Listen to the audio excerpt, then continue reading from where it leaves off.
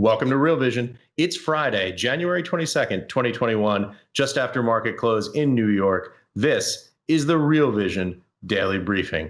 I'm Ash Bennington, joined shortly by our co-founder and CEO, Raoul Pal. But first, with the day's stories, Jack Farley. Thanks, Ash.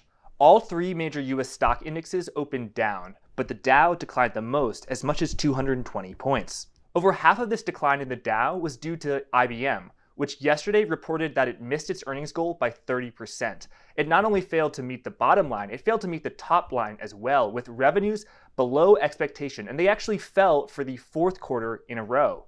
Interestingly, IBM is one of 11 companies in the S&P 500 that has already missed its quarterly sales estimates for 2021, and we're only 22 days in.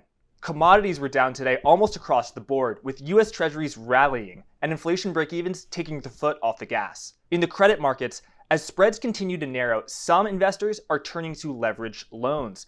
Institutional managers like BlackRock and DoubleLine have indicated that they're selling some of their bonds and putting that money into loans. That's a way to monetize a view that interest rates will rise because loans, unlike most bonds, tend to be floating rate.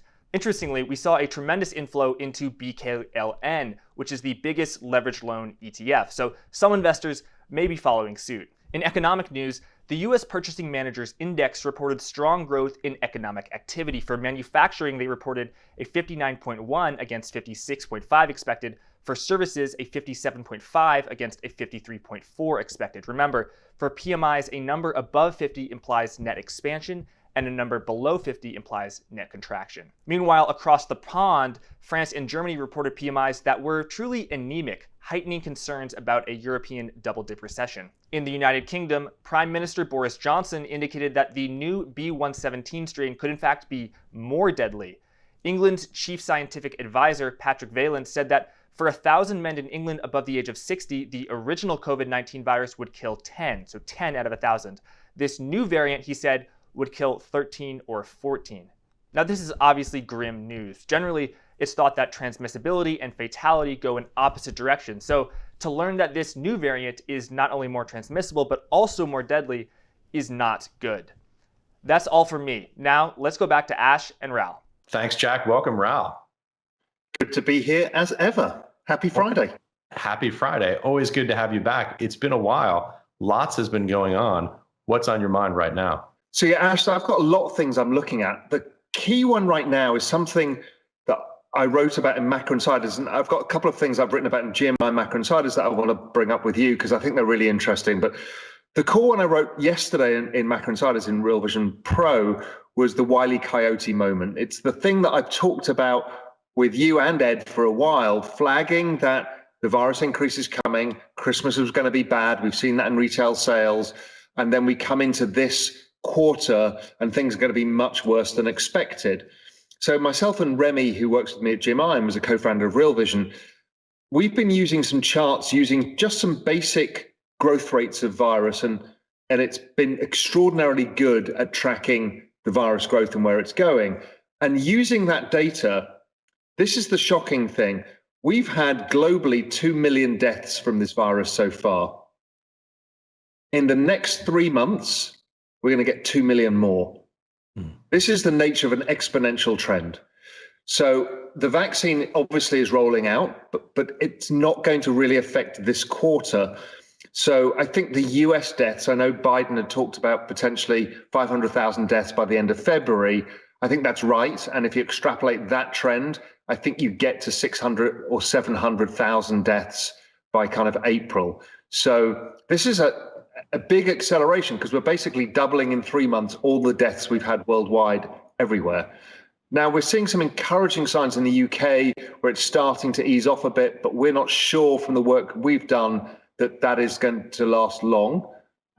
We're seeing a system of shutdowns. We've seen some news in Hong Kong.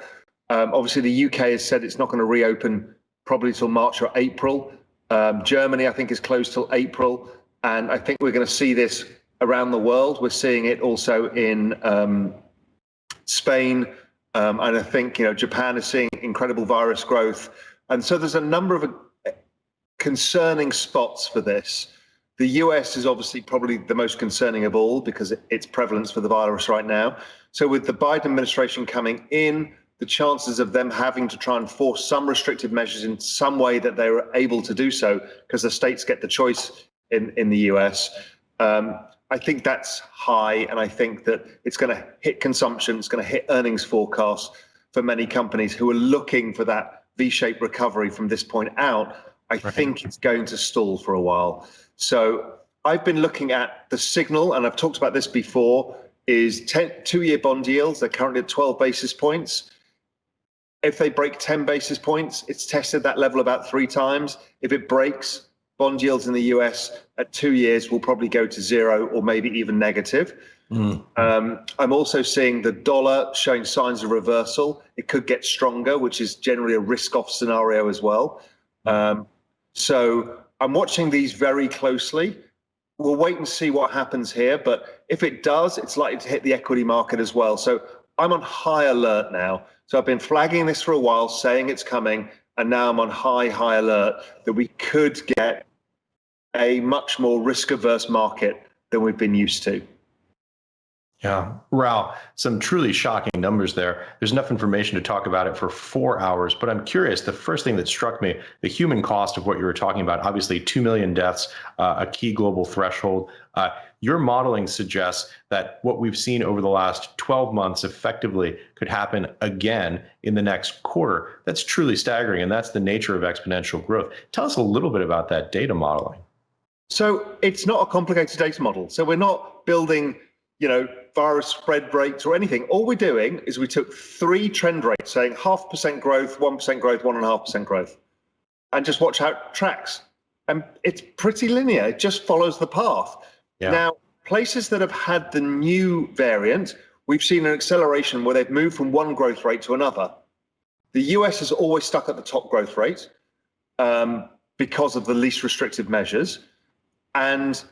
And that's why they've got the most number of virus cases, simple as that, and that they've got the most number of deaths. Yeah. But it is shocking to me that we have a probability, again, it's just a very simple trend-based model. We have a probability of doubling all of the deaths we've had. And that is terrifying. Yeah.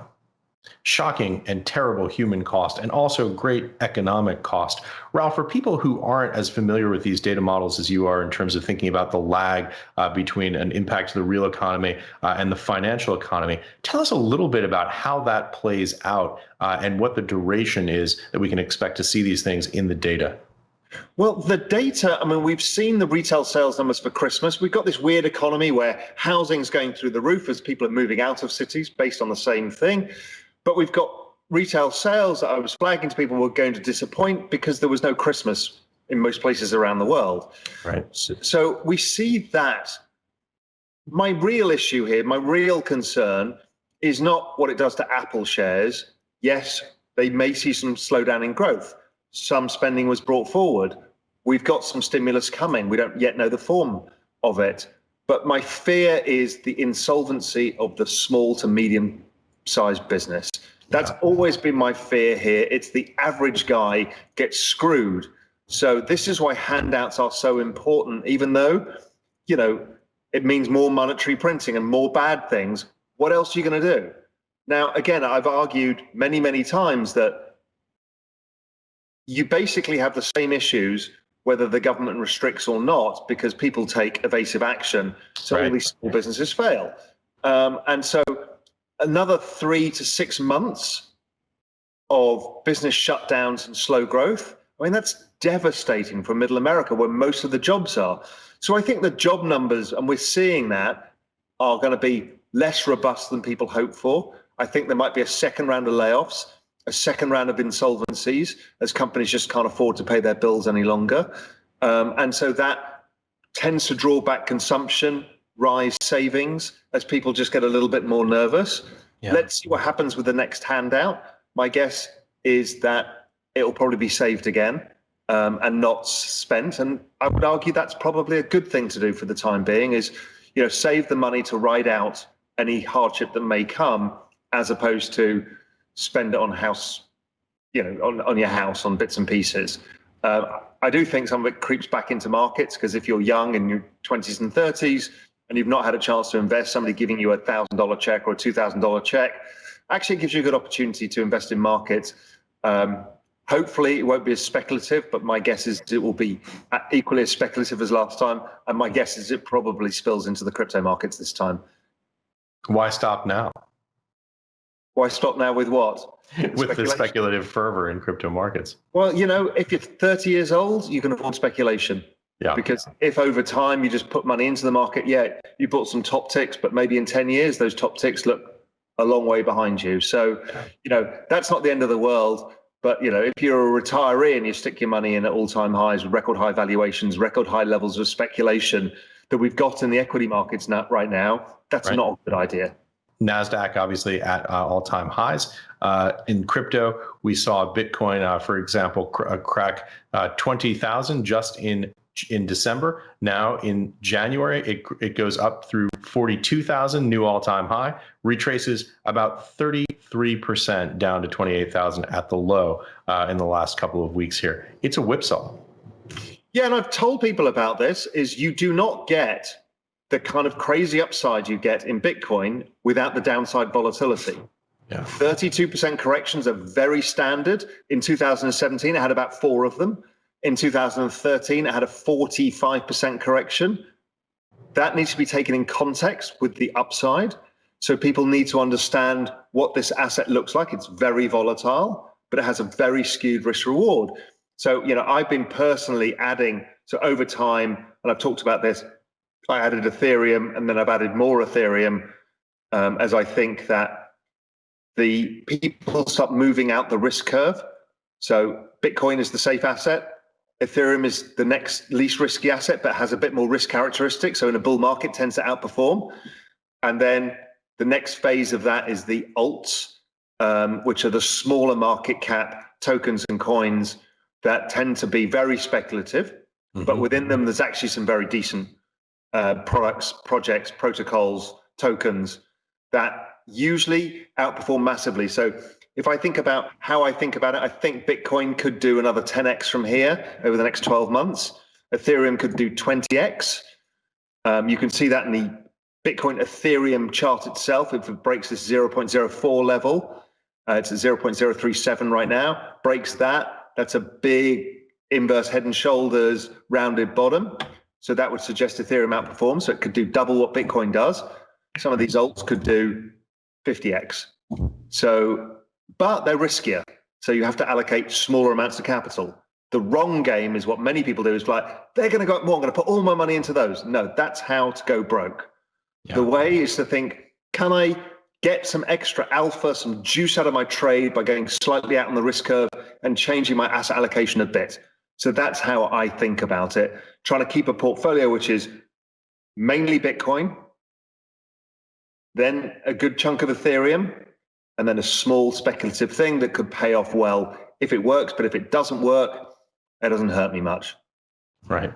Talking of altcoins, Raoul, lots of activity on your Twitter feed the last few days. So I knew, because I flagged it danger, I asked people, because I don't know much about this altcoin space. I know some like Polkadot and Link, and we've featured on Real Vision Crypto, but I want to know more. And I have no idea what to buy. It's the interview with Ari Paul that I did, that I know you've interviewed as well recently on the podcast. Ari was talking about, that it's called alt season, when alts start to outperform as people go further out the risk curve. And that happens in credit markets, equity markets, emerging markets, everywhere. That's how humans allocate risk capital. So he was talking about that it's coming up, and they were discussing internally how to build, how to play it. And he talks about just having an equally weighted basket. And I thought, that's the simplest thing.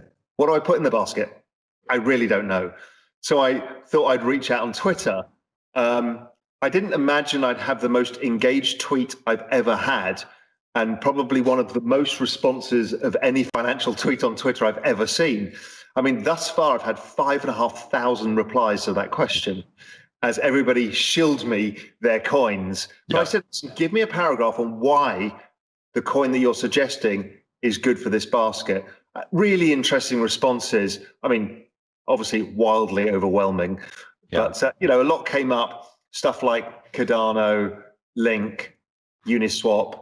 There's a whole bunch of the ones that we kind of know, many of which we featured on Real Vision Crypto. But I'm interested in, and if they all fall by 50%, I don't really care. It's a few percent, Bitcoin, having fallen like that is now up 7.5% today.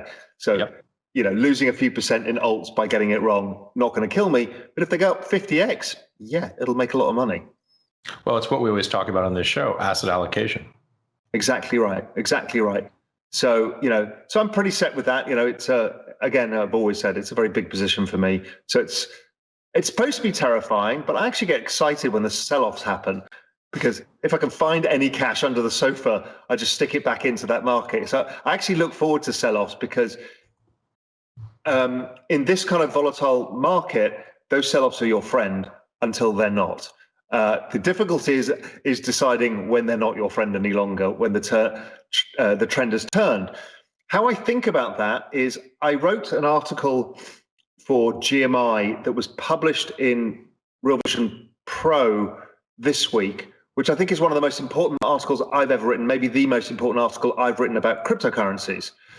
It's going to be released free on Real Vision Crypto next week. So anybody who's watching it, you'll see this article, and it basically talks about network effects and Metcalfe's law and how you value cryptocurrencies most like a social media platform as opposed to a commodity. And so that's a little bit revolutionary in thinking, because it actually shows that something like Ethereum is actually very similar to Bitcoin, but it just started 5 years later. So it's following basically Bitcoin's path 5 years ago. It's truly extraordinary how similar they are. And it's to do with network effects, the number of wallets and a bunch of other stuff. Within that, I talk about S-curves as well. So S-curves in businesses is you get the network effect or the growth phase, and then it tends to tail off. And then you either have to kind of reinvent yourself, invent new products, change your business, and you get the next S-curve up, or you can fail. Now, I was thinking this through. Once I was discovering this, I was thinking, okay, well, why does crypto have these big sell-offs? The halving cycle, the network effect increases, the wallet addresses increases, the prices rise, the market caps go up. Why the big sell-off? And it dawned on me, it's pretty simple. Even though everybody says they're a holder or a hodler, the reality is at some point, you actually want to transfer back into fiat to cash in you cash in your crypto chips for lifestyle chips. And the lifestyle chips happen to be US dollars, because that's how you buy a house, a car, put your kids through school, or anything else. So you have to go back into the regular economy. So most people say, oh, we don't do that. We're waiting for the Bitcoin ruling the world. The reality is, if you get a chance to buy a house or buy a car, you'll take it. So what happens is, as a few people get to the point where they think, okay, this is ridiculous, I've now made so much money, I want to start cashing in some crypto chips for lifestyle chips, right. It starts pushing everybody towards that. And what you do is you unwind a significant portion of the rally that's come before it. So it's just normal human behavior. And I think that's all that drives it, is when it becomes worth so much that your $5,000 is now worth 100 grand, well, you might want to cash in that 100 grand for something else. Yeah. And this is why that market experience, Raoul, that you bring to this is so important. It's understanding this and seeing it in other cycles. As the highs get lofty, people decide to cash in those chips. That further pushes down price, accelerating other people to think, I want to get out before I don't get the opportunity to buy the house that Joe down the street bought with his crypto. And then it reaches a certain new equilibrium, and people go, at that level, I'm actually willing to come back in. And that's the give and take. That's the push and pull. That's what makes markets so fascinating. Yeah, because Bitcoin is the network effect of money, it's got kind of behavioral properties that are so strong, because unlike Facebook, which also works via Metcalfe's law, famously so, your incentivization is to get your friends on it, or it was originally, to get your friends on it, so then you can keep in connection with them. Well, Bitcoin is a similar network effect, but when you get your friends onto it, the value goes up. So your money goes up. I mean, this is genius. Yeah. This is the best alignment of behavioral incentives almost ever invented. But it does come with that negative down cycle as well when people want to get off. People don't do that with Facebook. So the network effect tends to grow and there's no S curve. Right. Yes, you might get some growth S curves as people get bored of Facebook and they need to introduce new things, but you don't get the violent S curve that Bitcoin and other cryptocurrencies get.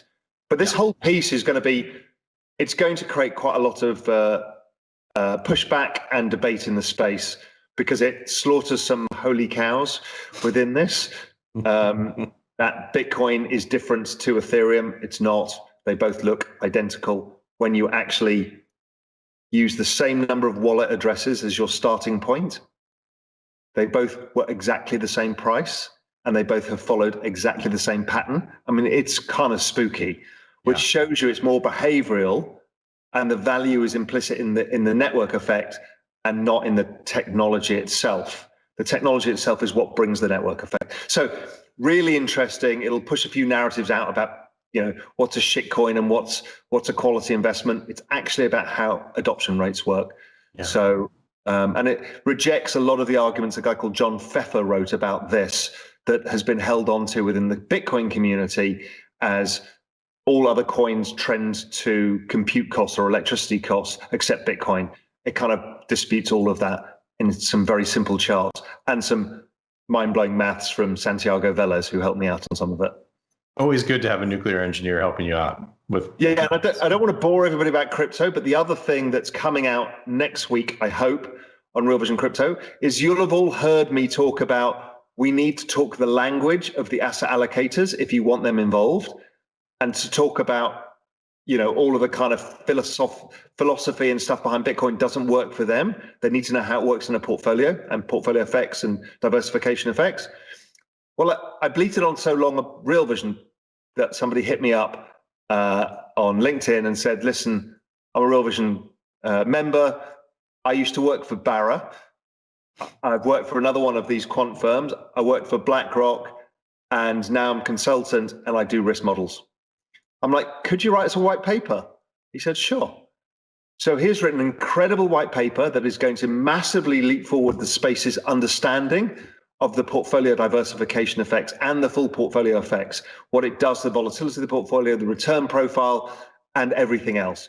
And he's looked at it in a number of different ways, reducing a currency component, putting it in that, putting it across broadly across the portfolio, reducing equity weights, looking at different outcomes. This is really what the institutional space has been after. So I'm really pleased. It'll be come out with Real Vision, and I think it'll go around the world, and it should be a very important piece. So lots happening next week on Real Vision Crypto. My GMI piece, which I think will drive conversation and is a very important piece, if I'm honest. And this other piece is really important for institutional adoption because it talks the language of pension funds, insurance companies, and asset allocators. Endowment funds, all of those people who really need to understand Bitcoin in a different way. Everything a CFA charter holder could dream of in terms of portfolio construction theory. Yeah, because it's actually complicated to do, but it's all been done. So we'll announce that fully next week. Not sure when that's going to come out. So Raoul, in terms of the GMI that's going to paper that's going to be released, you've already put some of those charts on Twitter, and the correlation that you found with these network effects is pretty extraordinary. Yeah, and I hadn't noticed that nobody talked about this before. I mean, people talk about Metcalfe's law and stuff, but there it's kind of writ large. So super interesting. Mm-hmm. So we'll wait and see. But outside of crypto, because we could talk about crypto all day, it's actually a boring macro landscape. And, some people say to me on Twitter, why aren't you tweeting about macro stuff? I'm like, there's nothing going on. I'm just a friend of mine is a broker, a fixed income derivatives broker. He's like, I've got nothing to do because fixed income's not really doing a lot. It's relatively low volatile. We had that spurt up in yields. It stopped, done nothing. The short end of the curve has been drifting lower. And then everything from gold's been in a range. The dollar's been kind of sideways, looking, hopefully it goes higher. There's not a lot going on in macro land. But I know macro land is very focused on crypto land right now. Yeah. Everyone's super jealous of crypto land. So they're all, I'm getting all my macro clients from GMI. All they're doing is asking about crypto. I mean, virtually nobody's asking me about macro. So It's very interesting. There's just not a lot going on. And I don't like that for an anchor to get involved in markets yet. You know, I've talked about emerging markets. I'm still waiting for the dollar to rise, emerging markets to sell off for a bit, maybe the equity markets overall to correct. Then we can see, okay, what's the reflation trade? What does it look like? What can we do? And I think that bet for me is going to end up being a very big bet in emerging markets that will go on for some time. And we'll bring more emerging market content onto Real Vision so people can get up to speed, whether it's about India, whether it's about, you know, other countries that need to get to speed with. And it's going to be interesting because everyone's going to have a lot new learning. It's not just going to be about tech stocks. We're going to have whole countries, whole new economies, and a great macro landscape. So I'm excited about new opportunities coming up in this kind of dead period of macro right now. Fascinating. Do you feel, Raoul, in a certain sense that it's like the calm before the storm, like we're watching in this silent afternoon, the storm clouds roll in toward us and there's a big change that's coming? I think there's a change that's coming. How big that is, I don't know. Yeah. I do note that future expected 10-year returns of US equities are like negative 10% now. I mean, they're about the worst they've ever been. Do those models play out? I don't know. I don't even know how to construct those models, but they all look interesting to me. So I see that, and I worry about developed market equities, and I have done for a while. And maybe that's wrong. Maybe I'm the fool, and the central bank printing makes it all go away. I'm not so sure. So I am on high alert for risk. I smell fire in the room. Can't see it yet. 13,543 NASDAQ closed today, all-time new 52-week high today. Yeah, I mean, and this is, again, I wrote about this in Macro Insiders. I mean, all-time record option speculation, all-time low mutual fund cash holdings, all-time record volumes on pink sheets, the most speculative stocks. We're seeing speculative excess after speculative excess that is beyond what we even saw in 2000. So, can bubbles go on? Of course they can. Yeah. And that's why I tend not to short a bubble, but I'm just cognizant of it. And again, as I always say, bonds will give us the lead. They'll tell us what's going on. Right now, they're kind of doing nothing, so it doesn't really help us yet. But I've noticed that yields are drifting lower. I've got the chart of 5-year yields. They've been drifting lower a bit for recently, and 2-year yields are the one that I've been looking at the most. Yeah. Question for you, Raoul, something that we've been talking about internally at Real Vision on our Slack channel. Many of our ideas for these shows come out of the conversations that we have all day long. You were talking earlier about the hardest lesson to learn in investing, and I thought this is a fascinating. Yes, this is true, because I've been thinking about this.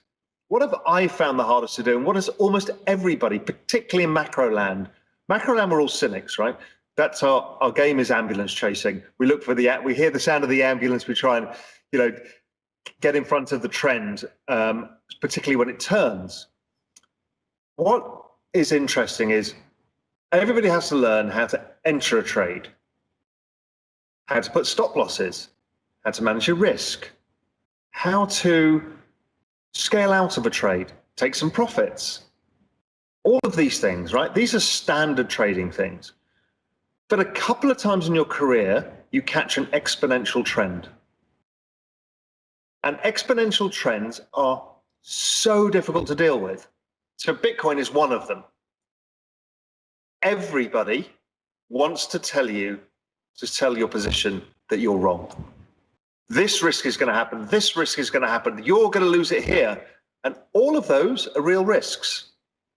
And somehow you need to filter all those out without feeling sick and saying, no, I think it's going higher, and here's my reasons.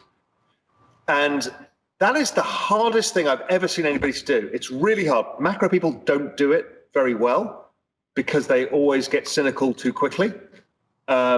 Some people, people look at stocks like Microsoft or Amazon and say, look how much they rose.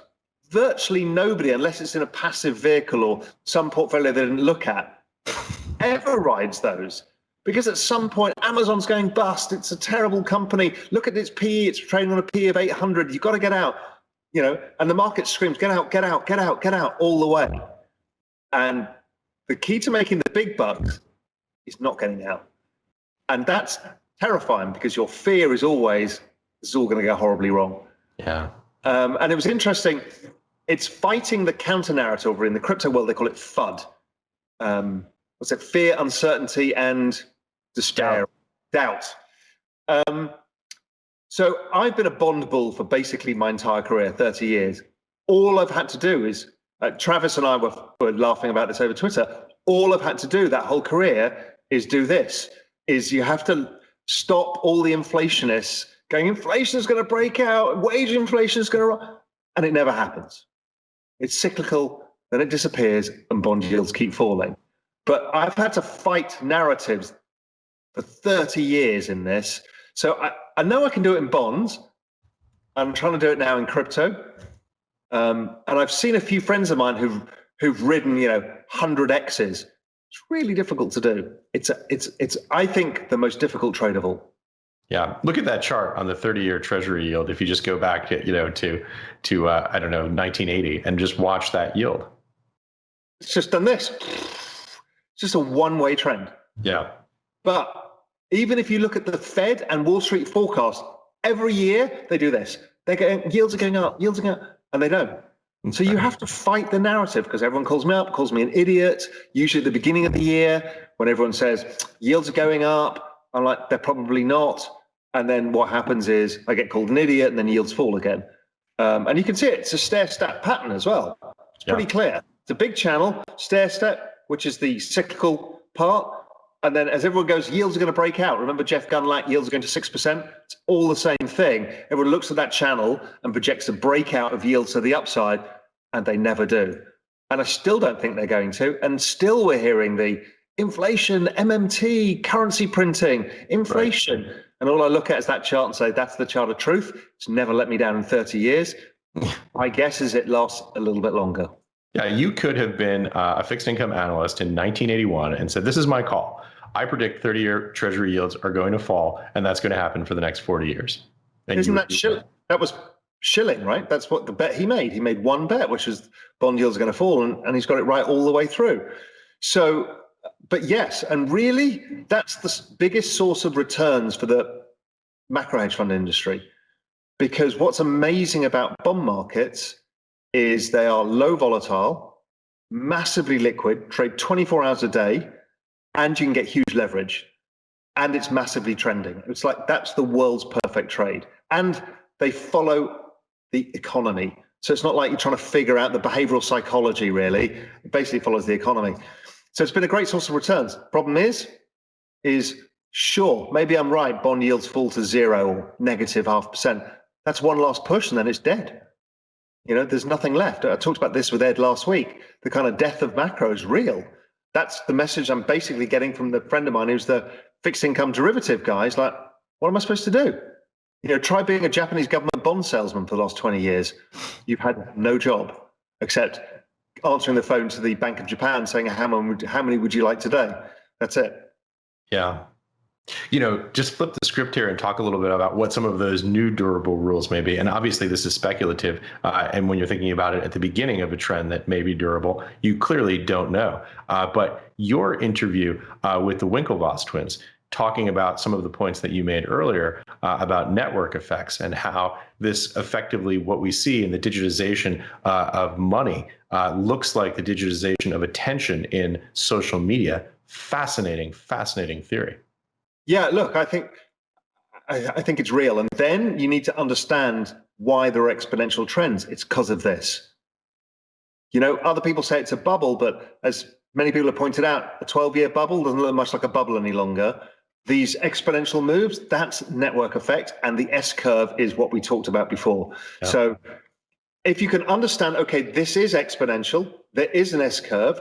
At what point do I get out of at the top of the S-curve? How do I figure that out? Right now, I don't know yet, but I've got my price targets and my time targets. We've got the stock to flow chart from plan B, and we've got a number of things that, again, you'll see in that article when it's released next week, gives you some guidelines. Again, I could be dead wrong, but so far it's been a good trade for everyone. Yeah, and if you're looking for an introduction to S-curves, my interview with Brian Estes on Real Vision Crypto, absolutely fascinating. That was the key trend that he saw, and by his own admission in terms of his description of how he got into his Bitcoin position and why he found it so interesting. Yeah, I mean, super interesting.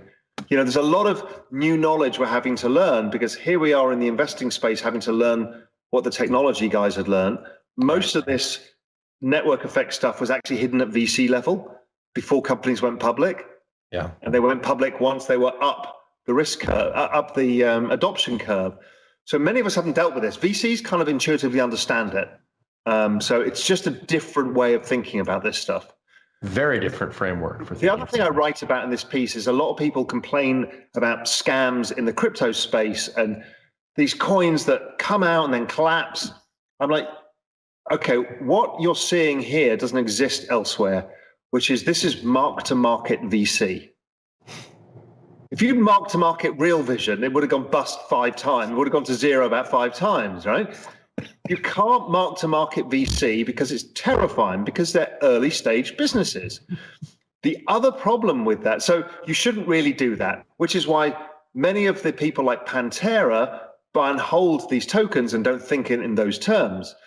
But Novo raised a point to me that was really interesting in my interview with him on Real Vision Crypto. He's like, well, what I do is there's too much retail money in the space. So they see a new project that looks interesting. The price goes up so fast that it's well beyond any fair value. And what happens is the owners of the tokens and the founders of these companies are incentivized to sell because suddenly there's millions on the table instantly, which doesn't happen in startups. So what happens is new supply of coin comes out, the thing collapses. Bad projects fail, just like they do in VC startup land, right? 80% of projects fail. That's normal. It's not a scam, it's behavioral, but because you've got this stupid mark-to-market going on. Yeah. Then you've got the others that will ride through that S-curve, so the downside of the S-curve, and then as they get adoption and they build a proper business, their tokens start to be worth more. So it's common and it's explainable, and it's not everything as a scam. Of course, there's scams in equity world, there's scams in gold mines, there's scams everywhere. Humans are humans, they'll try and make a buck. But the reality is it's behavioral, which I've been saying for a long time. All of this is a very, very behavioral space.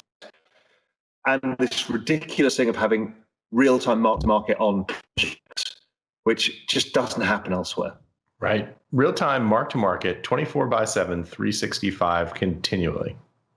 Yes, with excessive speculation that takes place in the space as well. So it becomes a really complicated market to deal with. But you have to have patience and time. Maybe the answer is you wait for the ramp and then bust and then buy the tokens that you think are going to last over time. And maybe that gives you a higher probability of success over time. Or the ones that don't come down as far and then start moving, i.e. buy highs, maybe that works too. I don't know. I'm still new to this space, trying to figure it out. Yeah. I've been talking to a lot of people about it. I was speaking to somebody very interesting yesterday, I can't really name names, who is very active in this space. And they're trying to figure it out too, because they run a VC fund, but they also run a crypto and token fund as well. And the differences in this are very different between how they hold it in the VC portfolio versus how they hold it in the normal portfolio, just because of how it is. And now we've got leverage thanks to DeFi and futures. Humans, they're gamblers by nature. You can't stamp it out. People say we can build this great new financial system, won't look anything like the rest. I'm like, no, we're humans. We're just going to do excess leverage again and blow it all up again. But that's all we do. That's humans. Yeah. We get greedy. We want to make more money, and then we blow the whole thing up, and then we start all over again. Well, it's so interesting because we're asking people to think about this universe in a totally different way. For the last week or so, obviously this isn't an endorsement and not to the exclusion of any other really interesting projects that are out there, but I've just gone down the rabbit hole on Chainlink.